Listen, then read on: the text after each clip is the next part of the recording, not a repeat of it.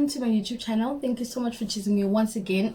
We are doing a continuation of our incredible series that we started this month, or at the beginning of this month. If you're new here, hello, hi, my name is Yolanda, and this is on Bow Your Head Sister, a channel where we're all about spiritual growth, femininity, and health and skincare. So yesterday we did cover we discussed the layers of the skin.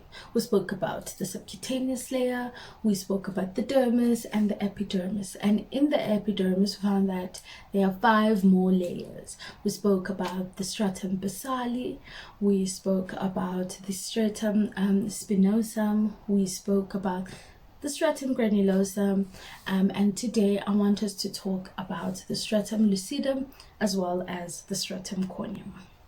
Now, since the skin cells moved from the dermis, they've been going up and up, being superficially pushed up from the dermis to stratum basale, and then stratum spinosum, and then stratum granulosum. Now, in the stratum granulosum, when we look at the stratum granulosum, they do appear like they have a little bit of grains or granules, hence their name, stratum granulosum. Granules,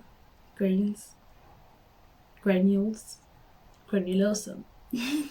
So yeah, they then move superficially again to the next level where they form a layer called the stratum lucidum. Now the skin cells here are densely packed and they are dead and flattened. Now this layer is not, it is in specific areas of our body. It is not all over skin or every part of our skin or every part of our body. No, it doesn't work like that.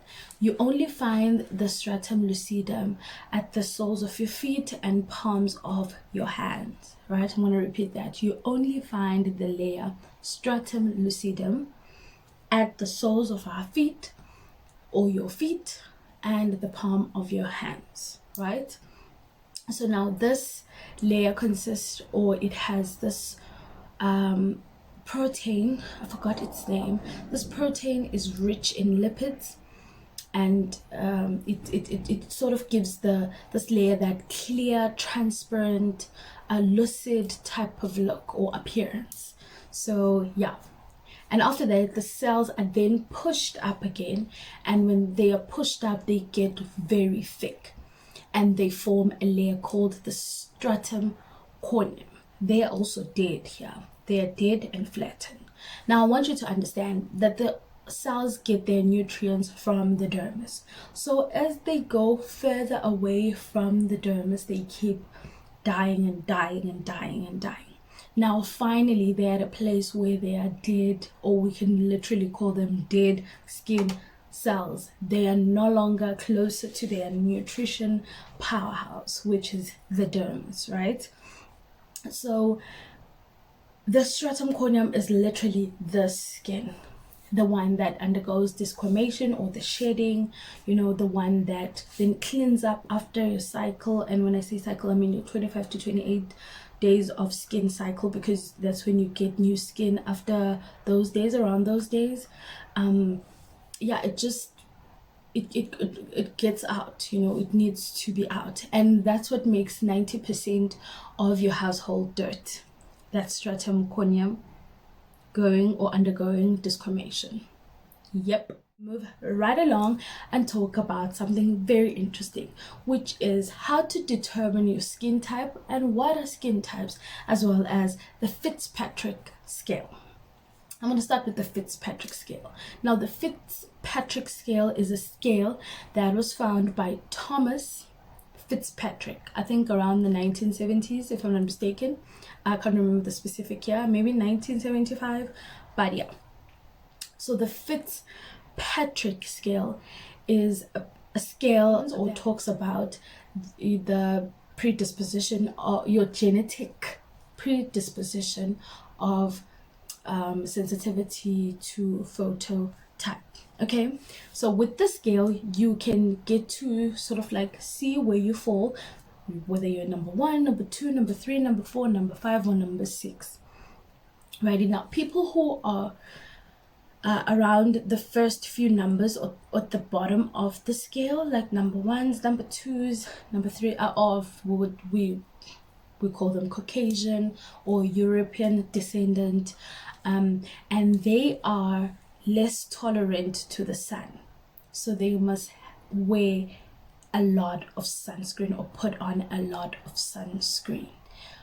But there's also a good side to this type of skin, you know, or this type of number, I would say, which is that they are very, I would say, they are more tolerant to products and some of the treatments that we do on facials. I'll make an example like micro needling.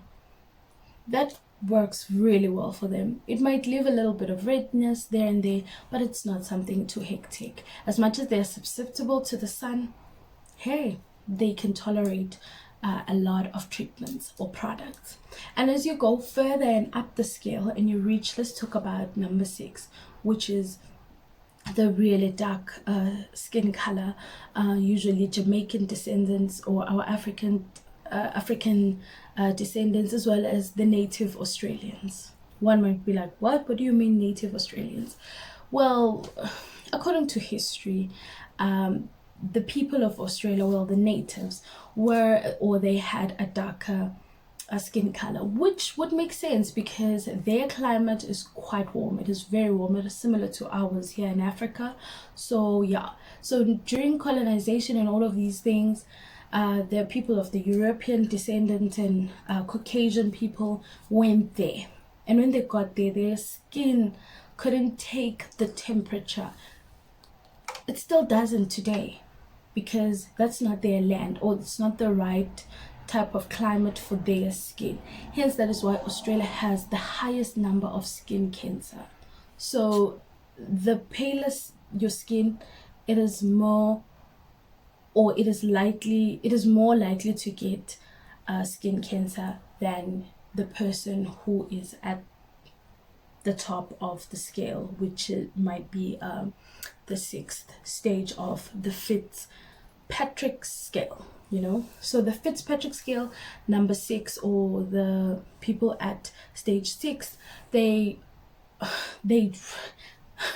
might be tolerant. They are, let me not say might, they have a very high tolerance of the sun and all of that, and they don't have to wear much sunscreen, but they have a very low tolerance of products, as well as treatments like microneedling that can just overstimulate their skin and create hyperpigmentation or pigmentation. Okay, and that is something that you don't want. And they're also more susceptible to keloid scarring, which is something that you do not want. So people who are on the lower side of the scale can experience sunburn, like real hurtful, painful sunburn, and people who are up higher the scale don't necessarily experience sunburn, but I would say a tanning from around, I think, 4, like 4 on the scale, people start experiencing tanning rather than sunburn. So yeah, that is what the Fitzpatrick Scale is all about. Now, moving to skin types and different skin types and how you can determine your skin type. 1, I want you to do the skin type, or the determining my skin type test, which is you wash your face at night, you don't put any lotion on, you sleep throughout the night, and when you wake up in the morning, observe your face, write everything down. Whatever that you see on your face the next morning, that is what your skin type is. Now, skin types can change. As much as the Fitzpatrick Scale may not change, but your skin type can change any day, any year, any season. You only have a skin type for a specific season, specific years, or specific time, or whatever it is, because it is highly influenced by what is happening around in your environment, the kind of water you consume, how you're feeling emotionally, or where you are emotional in terms of your mental health, where you are in terms of your climate, and all of these things. they can add to your skin type. What you eat, everything. So yeah, we have, well, people say, I mean, I'm talking, when I say people, I'm talking about skin gurus and other skin experts say there are plenty of skin types, but I beg to differ. I'd say there are just 4 skin types, or 4 main skin types, which are dry skin, oily skin, combination skin, as well as normal skin type. I want to start with the people who have normal skin type. 1, we envy you, and we're very jealous of you guys, because your skin is literally perfect. You know, they are said to have a balance of everything, a well balance of everything, you know. Not that there would be a bad balance, but you know what I mean, a balance of oils, oil secretion, as well as balance of dryness. You know, there's good things, they just at a balance, so they could, however, they are not an exception to skin conditions and skin concerns. They might get skin conditions and skin concerns there and there, but it's nothing that a few days of healing wouldn't get rid of. I mean, their skin is normal or perfect, right? Now guys, the reason why I can't even look at you, this ring light is so bright, that's why I look like I'm sleeping. I can't even open my eyes properly. But yeah, okay, let me not disturb the video. As I was saying, when it comes to your when you wake up in the morning and you discover that your skin is dry, or it has dry patches or a bit flaky around your elbows as well and knees, then you can conclude, or you're considered to have dry skin. Now, dry skin is different from dehydrated skin.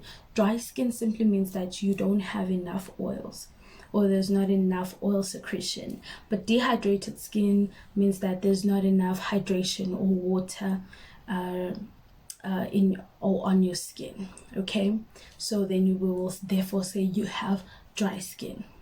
And if you wake up in the morning and your skin is all oily and dripping and it feels like you've applied lotion, or somebody just literally just sort of like placed or smeared butter all over your face, then you have oily skin like myself. And if your skin is somehow a bit of both, when you wake up in the morning you have dry places there and there, maybe your T-zone might be oily and your T-zone and your C-zone like a bit dry, or vice versa, where your C-zone is dry and then your T-zone a bit oily. Didn't I say the same thing? I mean, like, when your C-zone is oily and your T-zone is dry, then you are considered to have combination skin. You have a bit of both. So I want you to understand this. As much as there are these 4 skin types, they go with, or they can go with, skin conditions and concerns, or skin conditions and concerns. What do I mean by that? 1, you don't have skin type sensitivity. That's not your skin type. Sensitivity is a skin concern or condition. Acne prone is a skin concern or condition. I'll make an example. I know my skin type. My skin type is oily skin. And in my oily skin, my skin conditions and concerns are acne prone, sensitivity, and hormonal. Those are mine. Okay? That doesn't mean the other things are also my skin type. No, they're my skin conditions. But my skin type is oily skin. And I want you to understand also that with every skin type, there are scales.